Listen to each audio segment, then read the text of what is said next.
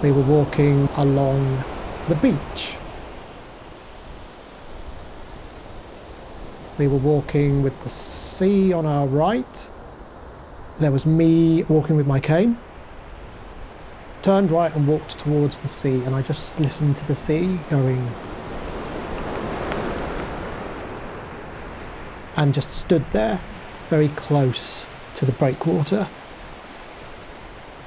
I've always loved the sea. It's always suggested freedom.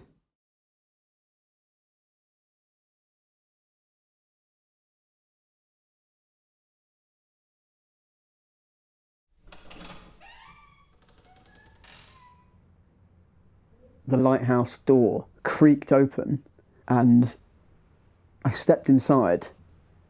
I looked up the kind of central beam and there was this spiral staircase orbiting it, and it took you eventually to the lantern room. Hello. And that brought me all the way back to the very origins of the show, really. My name is Jack Norris, and I'm the writer, co-facilitator of this project. The idea came when I was training with my mate Kamil back in 2018 at drama school, and I think we were having a really wholesome discussion about friendship. Yeah, so my name is Kamil Pietrecki. I'm the assistant co-facilitator for the project, and I've been involved since the start. Yeah, so the idea started from me and Jack just speaking about these two characters and portraying the story, this human connection between these two characters. And then it was eventually we started speaking about this feeling of home.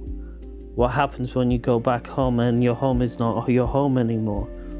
And then Jack took it to Zuko, and he kind of evolved it from an initial concept, a chat that we had, into a way bigger idea. From there, the first R&D took shape. It culminated in the sharing at Jackson's Lane of a different version of this story called Memories of the Marshland, which revolved all around this old mansion where this blind character, Ava, this teenager, encountered Evelyn. Hi, my name's Ellie Woolwork.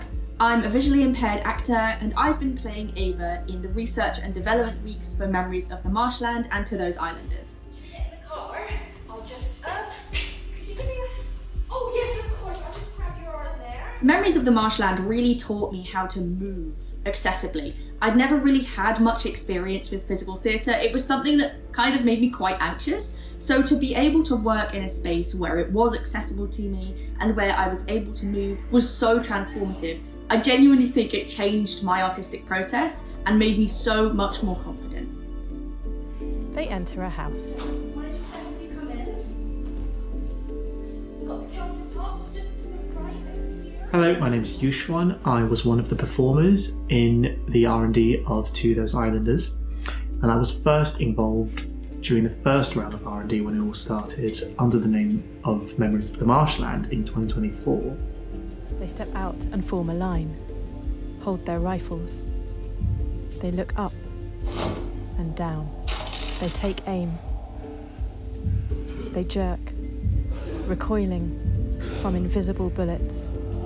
And I think the discovery we made was we absolutely can integrate physical theatre into a play that features a blind teenage protagonist. And we discovered how we could stage this play and try to self-inform and try to invent and try to establish access practices and creative practices in the room as we went. They carry a spotlight for Ava as she walks around and through the doorways. I think the main takeaways was we wanted something more specific and more rooted in real history. And it was all because we were kind of thinking about places and times where the idea of home has been challenged or changed. There was kind of an awareness that there was a version of this story that could exist that doesn't currently exist. So I built a second draft of Memories of the Marshland, and I put out a call asking if there were any producers around who could help me realise that story. Enter Jack B. Yeah, we are going to present a kind of a mix of both. My name is Jack Byron. I am the producer and the co-facilitator for To Those Islanders. For me at least, it began in March 2025. I met Jack in a pub in North London and we spoke about the project. The project works in 3 phases. Phase 1, which was a research trip to Jersey. Phase 2, a design R&D in London at Arts Depot. And phase 3, a second R&D with a sharing which took place at Scrum Studios in Hammersmith. 2 to 3 months later, we submitted an application with Arts Council England, and the project really kind of kicked off in September 2025. I actually got an email from the Arts Council saying that a funding decision has been made, and I was so nervous, and I went to log on, and it was down. And I was like, Jack, what? And he was like, yeah, like Grand Team's down for like a week. So I remember this really like stressful, painful week. And I was at the pub with you and I thought, I'll just give it a check. And it went through. And it was good news. And we knew that the next stop would be Jersey.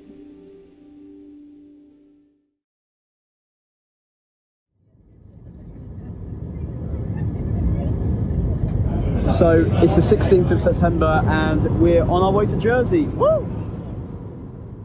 How did you arrive at Jersey as the setting? And it was all because we were kind of thinking about places and times in British history, a time where the idea of home has been challenged. And I remember seeing this picture of like a Boots pharmacy, I think next to a W.H. Smith, with all these soldiers in black leather uniforms marching down the street from the occupation of Jersey. Naturalism, real history, met something deeply surreal. So that's why we landed on Jersey. The first week in Jersey involved myself, Jack Norris, the writer, Dominic Roocroft, the composer, Noah Cox, the filmmaker, and of course, Yusuf. Hello, I'm Yusuf Osman. I am the historical consultant and access coordinator on the project To Those Islanders. One of the big things that has really kind of got my attention and got my interest going is the difference between, or the dichotomy between historical accuracy and creative ambiguity. So as somebody who's got a PhD in history, I'm constantly going, let's make it as accurate as possible. Even though this is a historical adaptation and very much a work of fiction, that fiction has to dance on top of real history and real stories. So that historical due diligence, that felt important.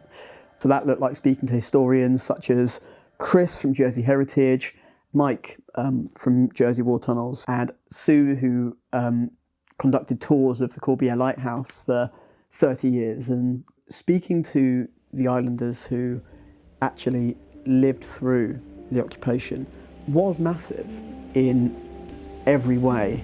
Hopefully been some help anyway. Immense help.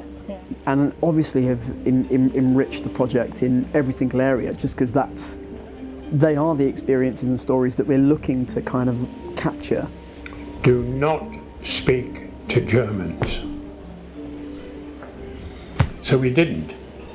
The islanders, mums and dads, parents, were very protective, and therefore they didn't want you to mix with Germans in case. Yeah. But as a kid, you don't understand that they were people who were humans like us, but a lot of them were conscripted, didn't want to be fighting, had families at home. It's only later that you understand that.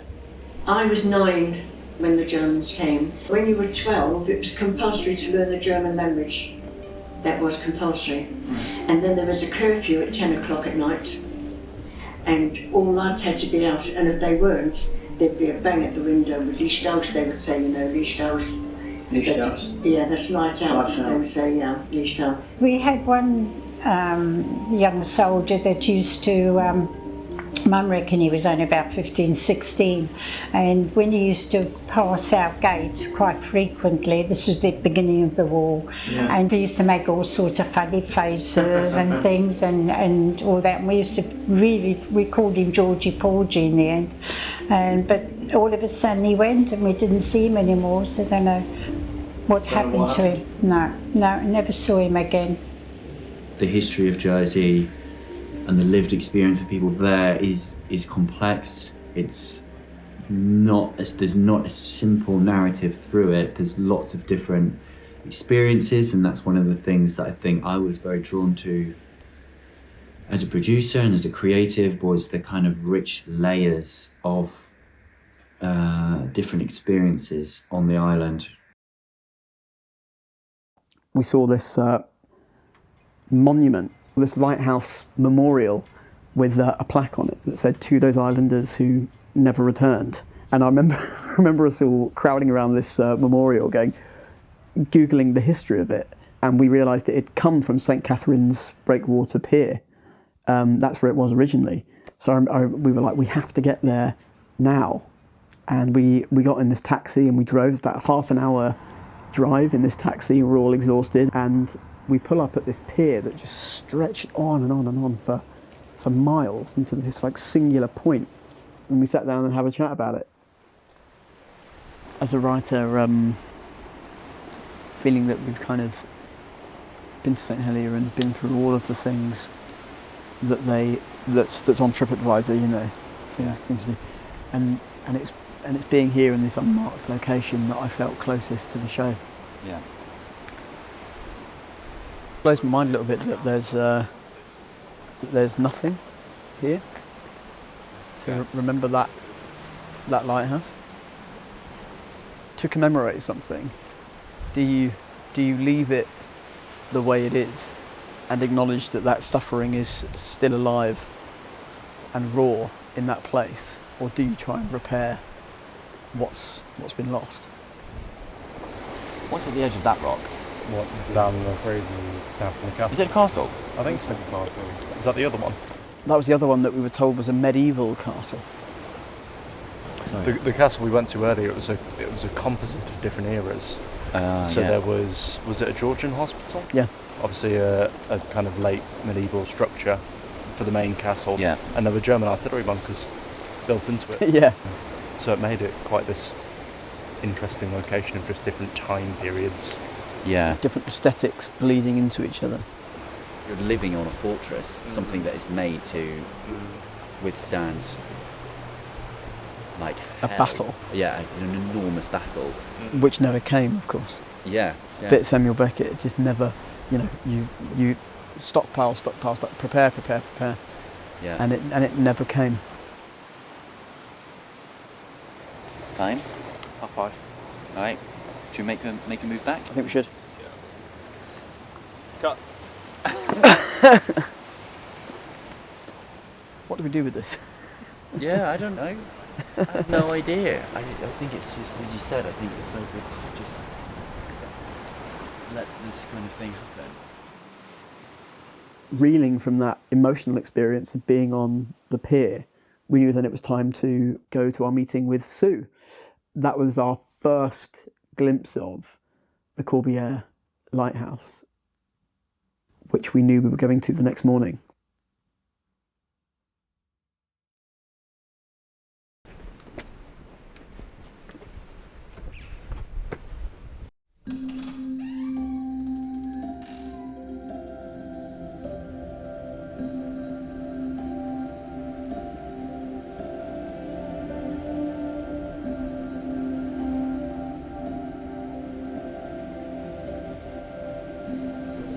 But they're in the lighthouse.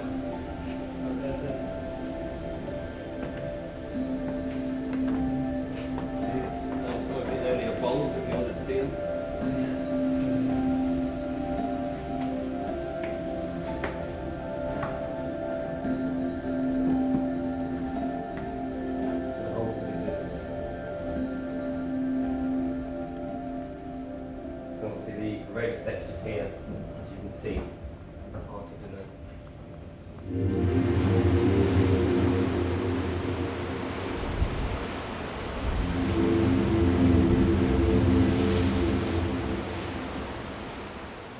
My name is Dom Roocroft, and I am the composer and sound designer for To Those Islanders. So I arrived in Jersey with the team and tried to basically capture the essence and the ambience of Jersey that no kind of sample library could replicate. It was something we wanted to just get bespoke recordings that felt like as connected to the story as possible.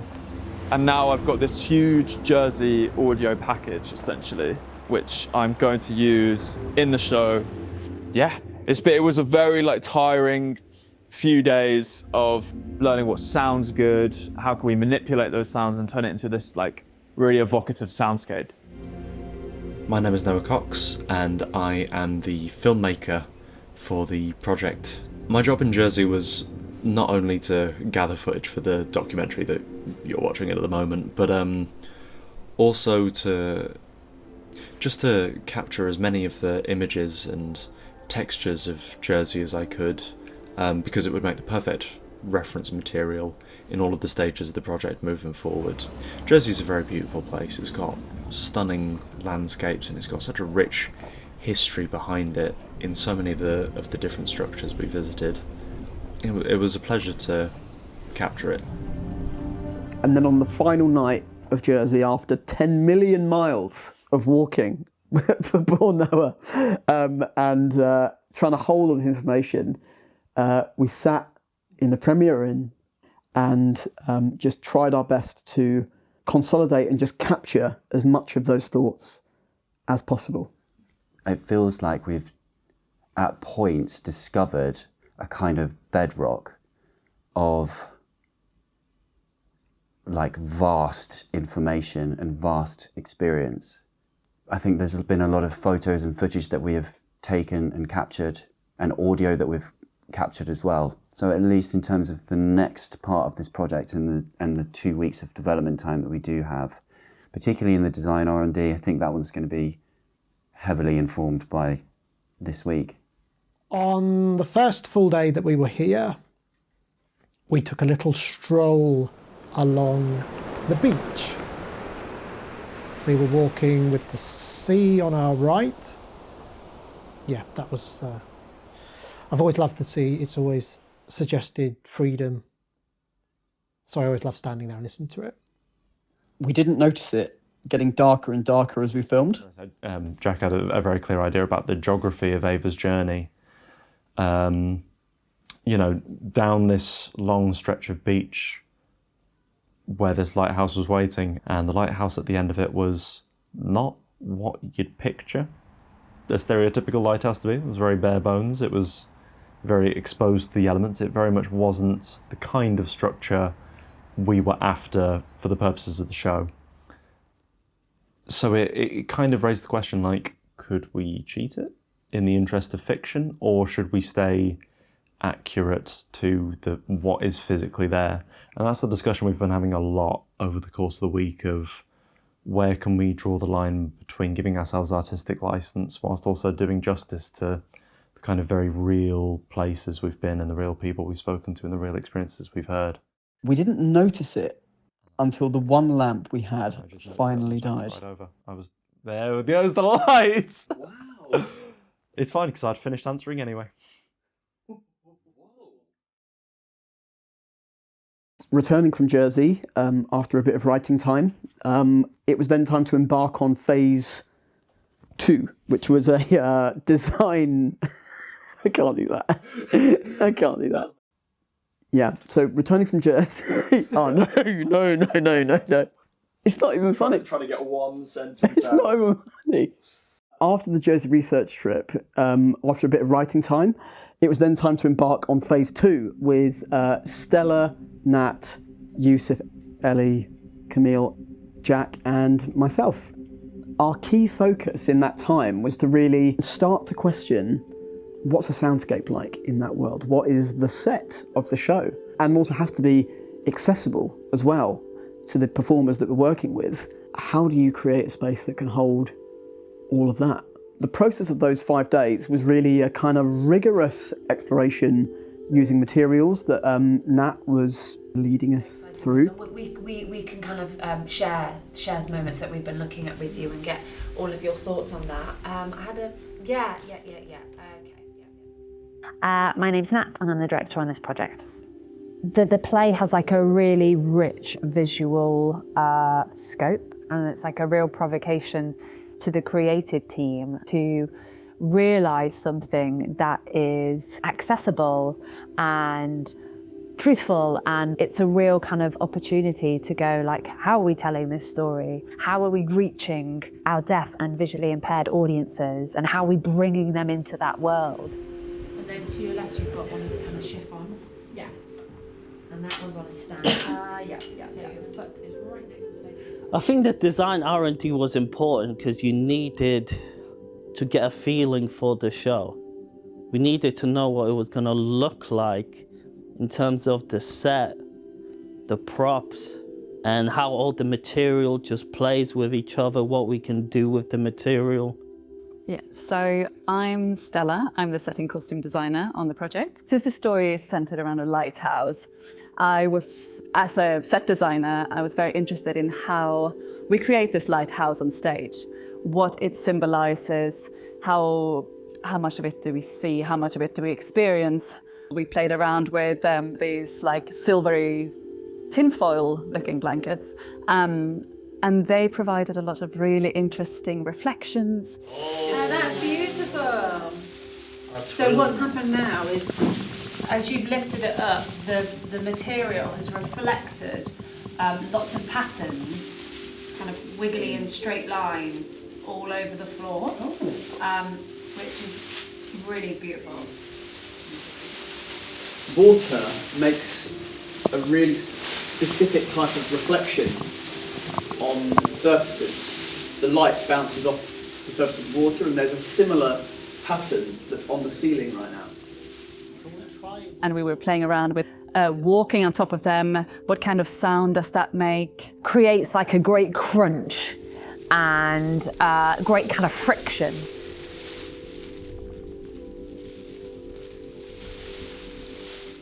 As you're walking down that, or as Ava's walking down that, it makes quite a lot of noise. Right. If you went off course, you'd walk off it and the noise would stop. So you'd know you were going in the wrong direction, so you'd immediately correct it and come back onto it to carry on walking. That is true. So, I don't know.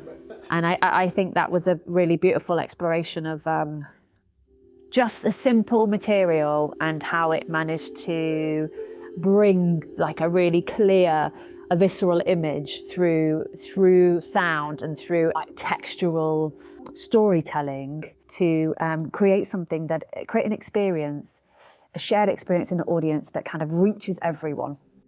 That was a great opportunity for us to actually start thinking about what kind of materials can we play with. The story is driven, by text and by imagery, but really I think one of the keys to trying to understand the story more is to see how touch and the sensory world actually kind of design the story. Do you know what it is? It's like we had this conversation in Jersey in a taxi in Jersey, and I think that the window was rolled down, and I stuck my hand out the window, and I was feeling like the breeze hitting my palm, and just something about the feeling of that and the sensitivity of that, and what if that we were somehow able to manage to like break the logic of that, and that took over into some other kind of unnatural place. Yeah, no, I think that might be an interesting idea to kind of bring into the room and see how we can apply it with this. We were doing scenes out of the taxi window, and we were, try having your hand in this position or in that position. let's try with some plastic underneath, let's try with some fabric underneath. And I think I came into it with, let's do it and get it perfect. And I kind of learned, well, actually, we're just going to see what different things are and how different things work.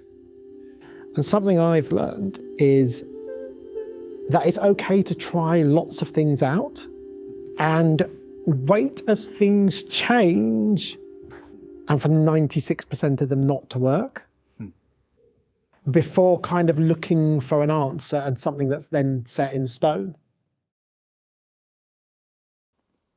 That led on to the next conversation about the fact that for the November R&D, we really wanted some access support workers in the space. So in order to do that, we decided that we wanted to develop a kind of group or a bank of people for the project who were known to the project that Yusuf had the opportunity to meet and train. So that's when at Scrum we ran a visual impairment awareness training day. Issue of blind people in 2023. So in London, there are estimated to be 217,000 who have some sight issues. Out of that, there's 40,420 who are registered as blind or partially sighted. I did say the RNIB sometimes refer to partially sighted. That's one of the cases. Hello, I am Lara Vivone, and I was an access support worker for the R&D of To Those Islanders in November 2025. Since seeing Exie at Battersea Arts Centre, I have been putting in extra efforts to learn about access support work. They did really simple things that I really want to incorporate in my work, and just made me even more passionate about access support work. So as soon as I saw that there was a free opportunity to learn how to better support the visually impaired and blind community, I immediately grabbed onto it. Hi, my name is Risha Silvera. I was one of the access support workers for To Those Islanders. My experience learning how to guide with Yusuf and everybody was fantastic.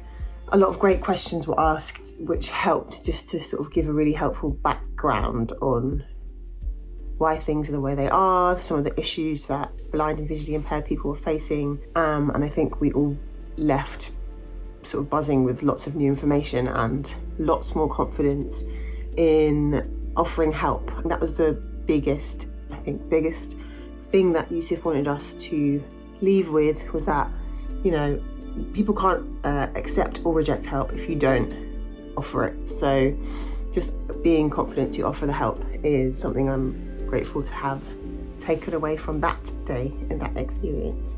So you can see I'm just behind Jack's right shoulder. I'm walking a step behind him, which means I can follow what he's doing. If Jack was walking too quickly... Something that really surprised me about access support work is that mistakes are going to happen. And that was, I think, very difficult for me to come to terms with, obviously, because I care a lot about the person I was supporting and I wanted to make sure they were okay. So actually, I did not think I would get hired after the workshop, because while we were practicing guiding people, I did guide someone into a pole. Yeah, I was very happy to just be like, cool, this was a great learning experience. I'll never hear from the team again. But according to Jack, I handled the mistake well, so here I am. Thanks everyone, really nice. Thank you. From that, we met Risha and Lara, who actually worked in a really embedded way, actually, with Ellie and Sophia throughout rehearsal.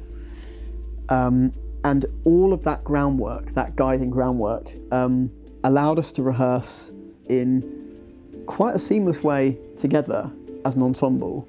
And that seamless way of rehearsing obviously had an impact on what we were then able to make and present.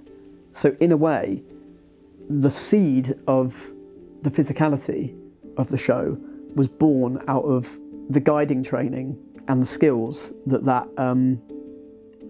kind of planted in the ensemble.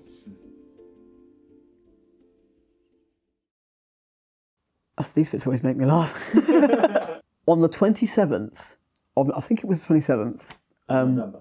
Yes. 24th. Is it 24th of November? Yeah. Okay. On the 31st. I just don't know why it's funny. It's difficult, isn't it? It's difficult, man. Wow. On the 24th of November, it was time to embark on the third phase of the second R&D, which was, I call it the actors R&D, but it's when the whole creative team came together to assemble what would then become the sharing.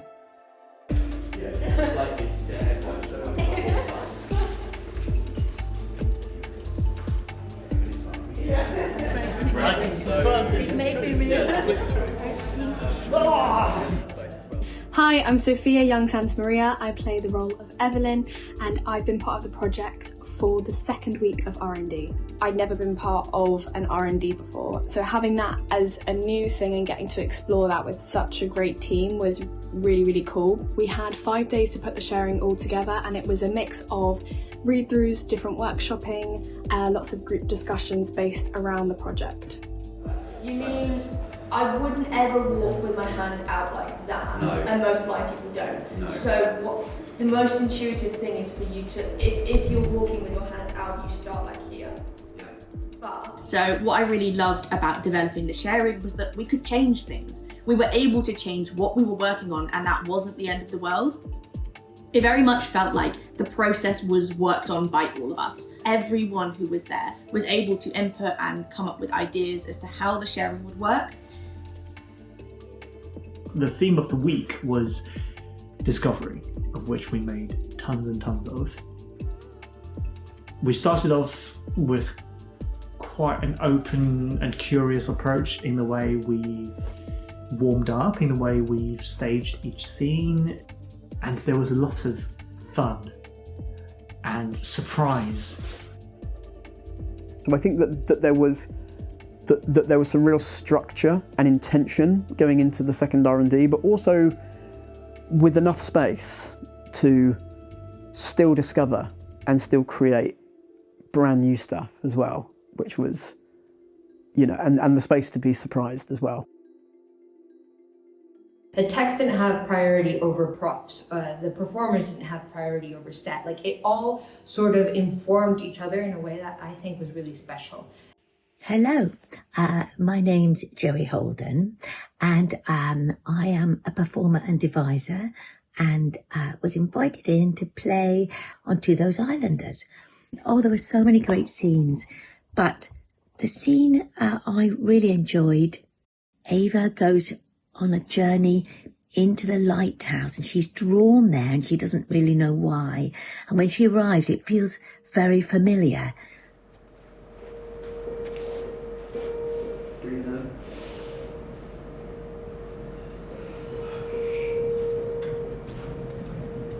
I'm up for that. Big time.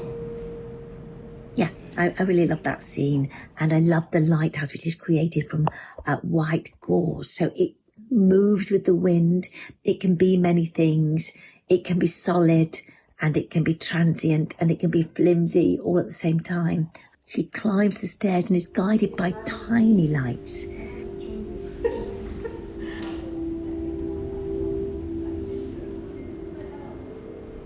Can they get sucked into, can they land all in Ellie's hand? So can you breathe in and then out and they all land in her hand? And breathing in and breaking out of that image, so breaking away, good. And let's have... was that on the out breath? It was, I'm not going to lock anything down. And I love the scale of the big light of the lighthouse and the tiny lights that guide her up the stairs. Yeah, I really love that scene.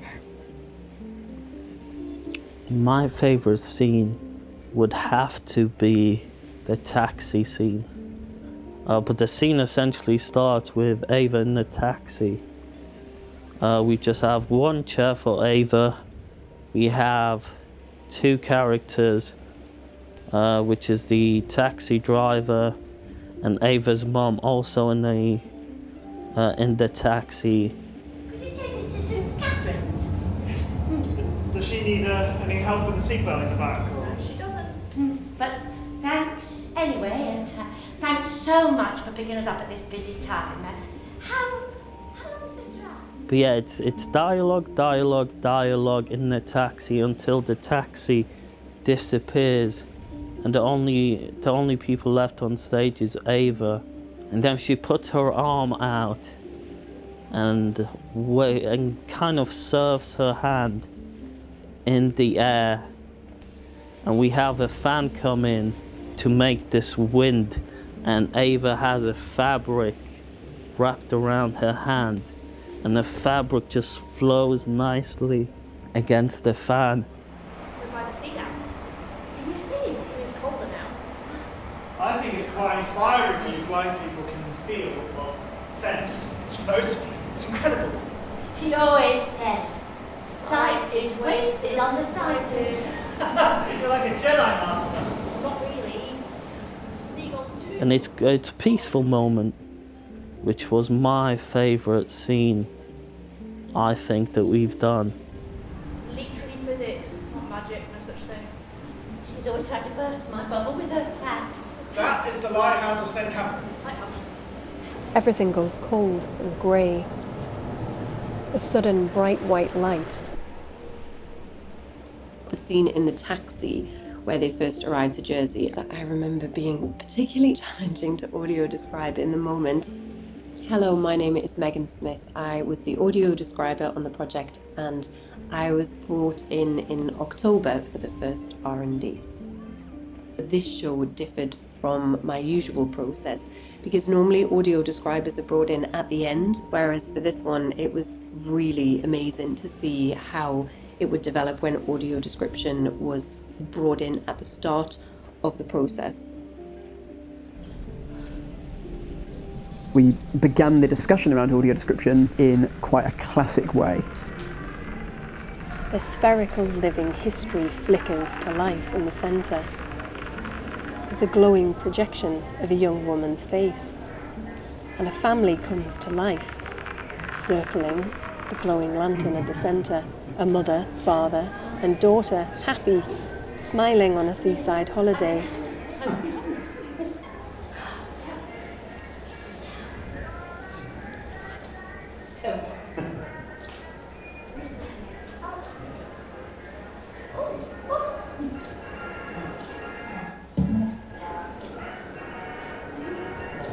Something shifts in the air. They keep circling, but they brace their bodies against a storm. Bent knees. But then Josie dropped a bombshell and said, what if the audio description was delivered in certain moments from a first-person perspective?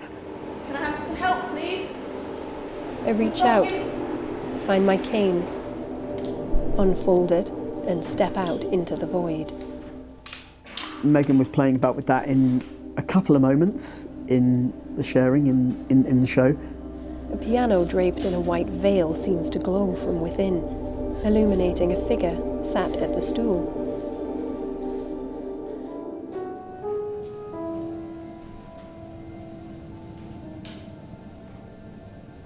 I make my way towards the piano.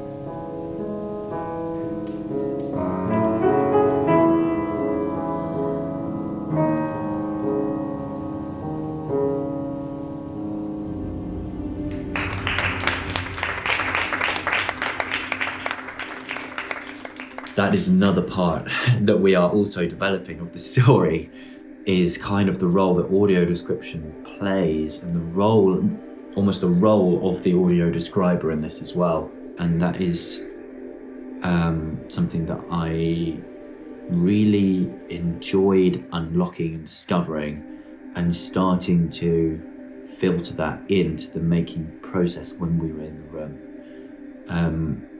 And there's still loads to do, but I think we're on to something really interesting there. I'm very, very creative, so I absolutely loved it. It wasn't just narrative, it was building some kind of story around it. And I thought that was so interesting. I'm sad that I wasn't able to actually hear that in its full form. Of course, there were little bits and pieces of the show that needed to be traditionally audio described. I would be super interested to hear what everyone else thought about it. Developing the piece with the audio description at the heart of it embedded the characters' thoughts and feelings, so it didn't feel like something that was added on at the end for access, but it was something that had been considered at the heart of the piece. The drawbacks were that it doesn't always work in the first person, so I would be keen to work on something that could be consistent for the whole show. And I think it's something that we're still trying to figure out as to how to properly balance it. I think it was great that it was being involved and included in the process. I think that it should. I think having more disabled people or more blind people involved in the audiences is essential for making sure that it is taken on positively by the community. I think that there was a consensus that it was interesting in those moments, but it has the potential to be confusing as well. So I think that's still an element that's taking shape, like how we deliver audio description, when we deliver audio description, who should receive it. Yeah, I thought it was absolutely stunning. Congratulations on what you've made in such a short amount of time. I guess just to say as well, I was also really interested in the audio description. I'm not visually impaired myself, but I was actually listening in and I found that really interesting, and I loved the first person perspective. I'd be really interested if there was a blend in that sound design of like what can be a communal experience that is shared in the space, regardless of it's just embedded into the sound design for every audience member, and then certain parts that are specifically through headphones that can be more tailored. I don't know. It wasn't a linear narrative from, you've just shown bits of it, etc. So hard to judge it exactly. I like using both. A certain time you use the first person, make sure it's very clear.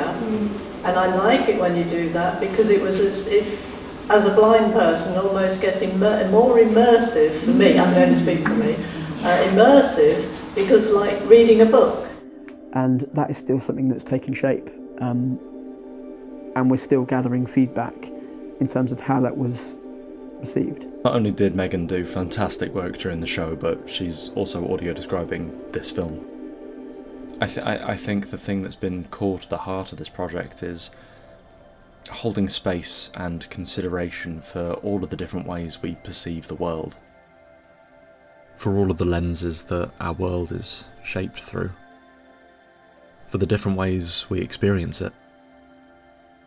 I think there's been care and time and attention. Before Jersey, Jack and I were already talking about what the project would be after the second R&D and the place that we wanted to be. And we really wanted to have something to take away from the second R&D that could get numerous people involved and engaged in the project and that conversation.